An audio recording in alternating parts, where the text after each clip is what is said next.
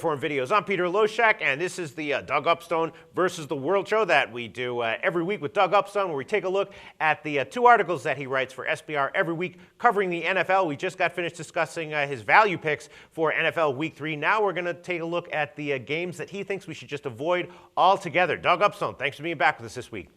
How you doing, Peter? Everything is going great here on my end, and boy, we got some real dandies to avoid this week. Real dandies to avoid. All right, let's hear what these dandies are. Dandy number one. Lay it on me, Okay, Doug. dandy number one is Jacksonville and Seattle. I mean, come on, a 20-point spread in September? Seriously? That's usually what you see in December, not in the first month of a no season. Jacksonville scored one touchdown. Seattle's allowed one touchdown. The Jags have nothing to offer, but do you think Seattle is really going to care? I say watch the Sons of Anarchy instead. No, I agree with you that the spread on that game is definitely a dandy to avoid. The total, though, I previewed this game with Tony George, and he made a great case for the under 41, and I'm agreeing with him. The basic deal is that, Jacksonville's, as a huge underdog, they're just going to want to shorten the game to give themselves any kind of chance. Seattle's just going to want to get out of the game with a win and no injury, so they're probably going to want to shorten the game as well. Under 41.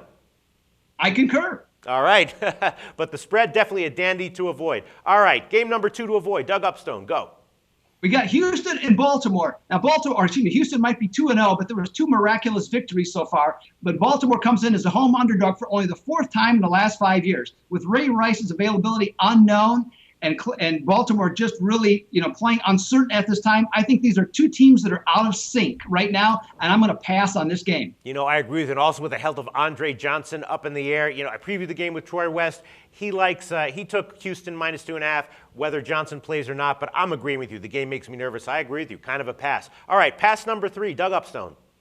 Let's go to Monday night, Oakland at Denver. Now, we know the Denver offense is in another stratosphere, scoring 45 points a game, and that was against two pretty good defenses. In this case, though, they're up to a chalky 16 points against Oakland, who hasn't looked that bad.